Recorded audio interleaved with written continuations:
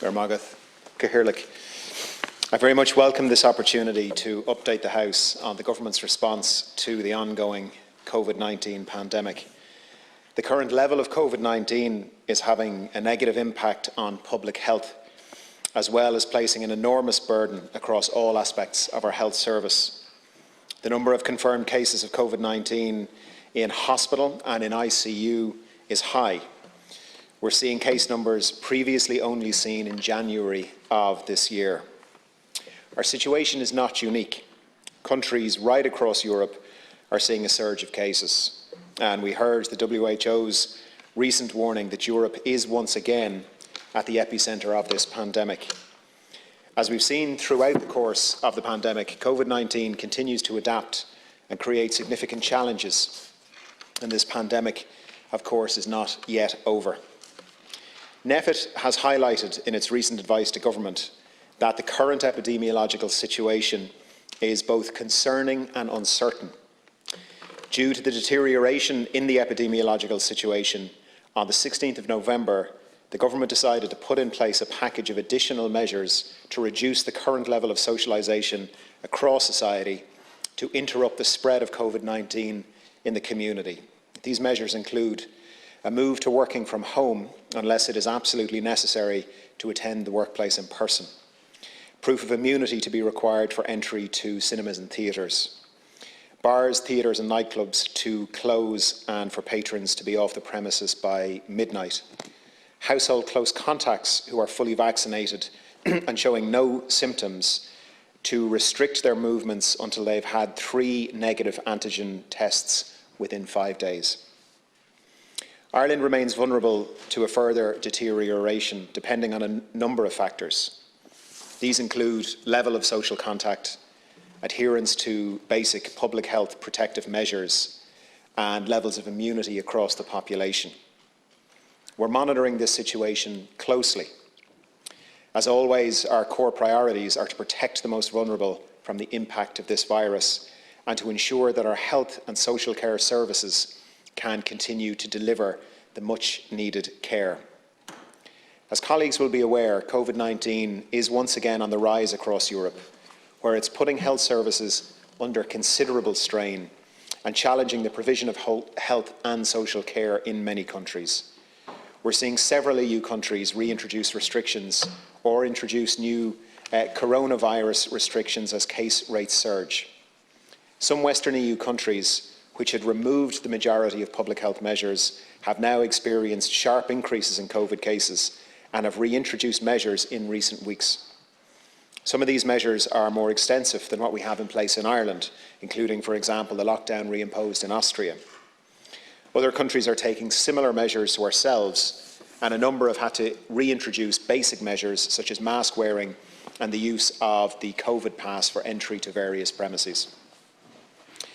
In Ireland, despite the current challenges, steps taken are working in protecting our population from the worst of this virus. Our vaccination programme is among the most successful in the world, with more than 90% of the eligible population fully vaccinated. While every death is, of course, one death too many, according to the latest ECDC data, Ireland has the 5th lowest overall mortality rate from COVID-19 out of the EU 27 plus the United Kingdom. In addition to the essential public health measures in place, we're doing everything we can to strengthen our public health response and to bolster our health and social services to sustain this latest COVID wave. Testing continues to be an important part of the Irish Government's response to the pandemic. Demand for testing remains extremely high, with an amazing 210,000 PCR tests completed just in the last 7 days. The HSE is making every effort necessary to address the very significant demand arising for PCR testing, including making arrangement with private providers. The number of National Ambulance Service mobile units is going to double from 4 to 8 in order to provide additional capacity in addressing high demand. The core public health message remains that anyone who has symptoms should self-isolate at home and get a COVID-19 PCR test. Our vaccine programme continues to be one of our strongest and most successful defences against COVID-19 and the harm that is caused by this virus. More than 7.7 million doses of the COVID-19 vaccine or vaccines have now been administered since the programme began in December of last year.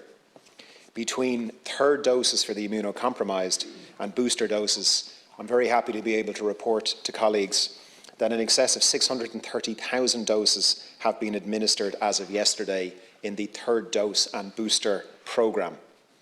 The programme for residents of long-term residential care and those aged 80 and above are substantially complete. Most people who are immunocompromised will have either received a booster vaccine at this point or will have been offered a booster vaccine.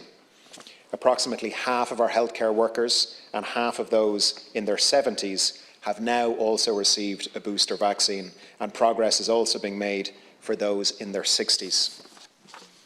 One group, Cathaoirleach, that I was particularly keen to see offered a booster vaccine very quickly is those with underlying conditions.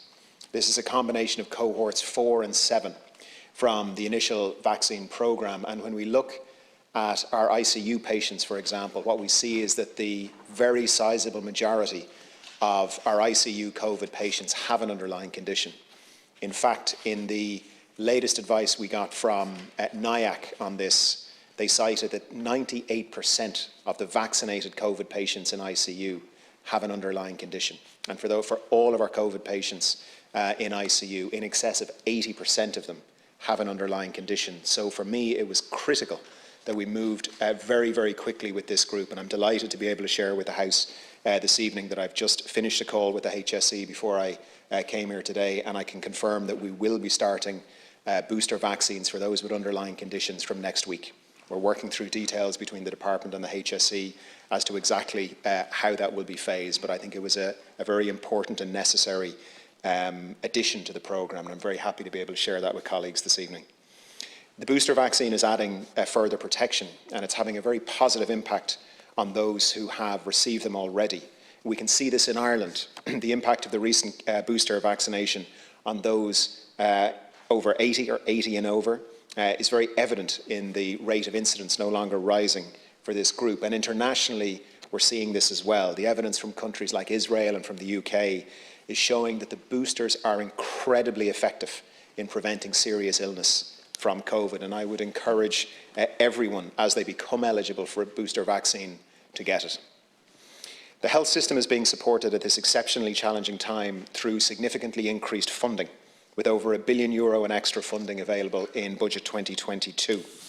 The investment is going to ensure a continued strong public health response to COVID-19, as well as stronger health and social care services into the future. Before the pandemic, we had just 255 critical care beds, which was an inadequate level. We're addressing this level of capacity with some €52 million provided by government in the budget for this year to add an additional 66 permanent ICU beds, or a 25% increase in capacity.